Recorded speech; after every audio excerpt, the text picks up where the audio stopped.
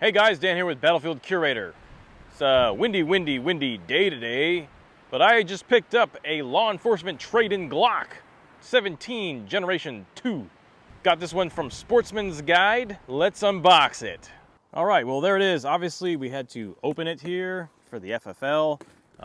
If you guys are really looking for a used Glock or maybe like a modern pistol, you might want to check out like police trade-ins or law enforcement surplus.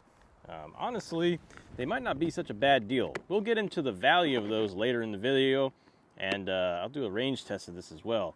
But let's open it up and see what we got. All right. Looks like a sweet little, lock. All right. Now there's the Glock itself. All right. Well, you can actually tell that this one's been used and abused. Generation 2 Glocks, they came out around the 90s, so you can imagine that this one, if it was in service for that long, that it would be pretty rough. Essentially, it seems to function very well. I do see the serial number here. I've heard that some of these letters could correlate to a certain police department because Glock actually allows police departments to have their own custom serial numbers. So I'm going to look that up a little later and see what that correlates to. You can see there's a lot of wear right here on the handle. Now, they do have Generation 4s, Generation 3s, and even Gen 5 police trade-ins available on some of these websites. But as far as the condition goes on this one, doesn't look too bad, except for like just some wear here on the handle. Now, you have to imagine that a lot of these were kept in the holster. And when you look at this, there doesn't seem to be a lot of holster wear on the metal slide, and that's actually not too bad at all.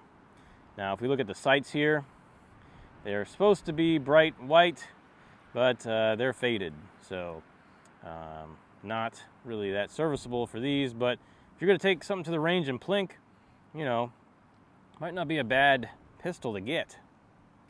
Upon taking a closer look here, you can see that there is some dust buildup here. So either that's holster dust accumulation or it's just been sitting in a warehouse somewhere.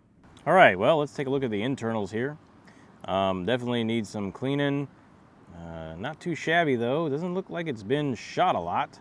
So I think we might have a pretty good and decent Glock here. Let's see. All right, there's the barrel. You can see here there's a pentagon shape. Now, if I remember correctly, I was researching this a while back. If you find one with a pentagon shape on the barrel there, that correlates to something with the steel and the pentagon. I'll look it up a little bit later, but yeah.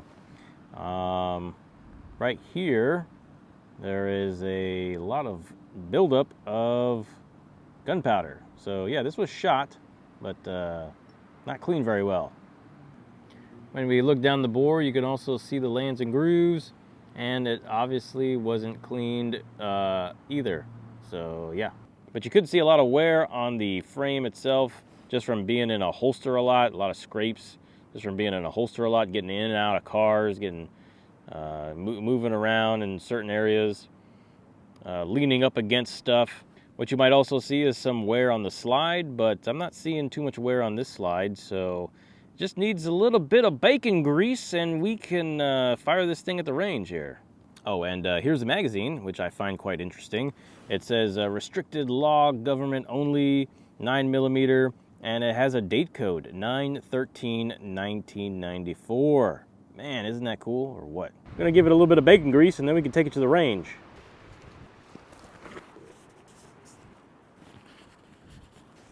All right, here we go. First test of this Glock 17 Gen 2, 17 rounds of 9mm parabellum.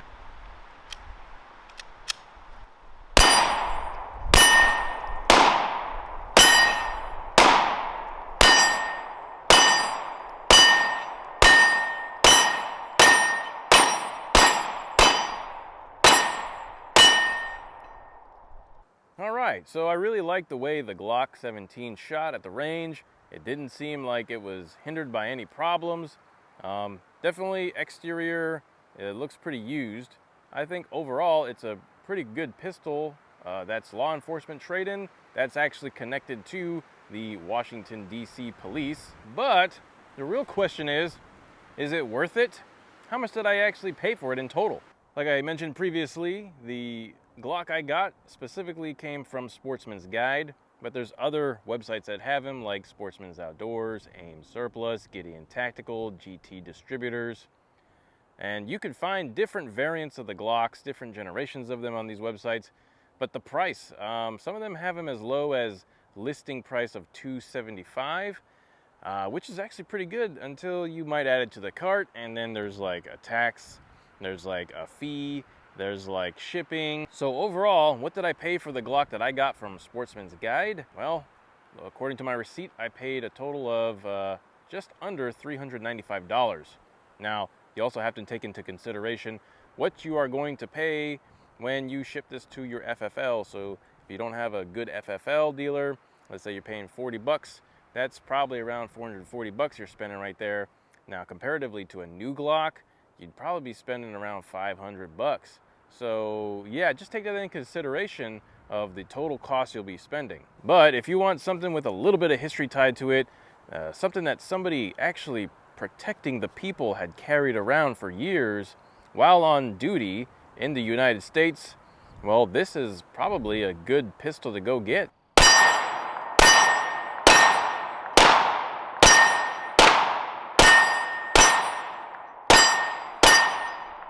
Now, one interesting thing I like about the Glock pistol itself is the military history tied to it.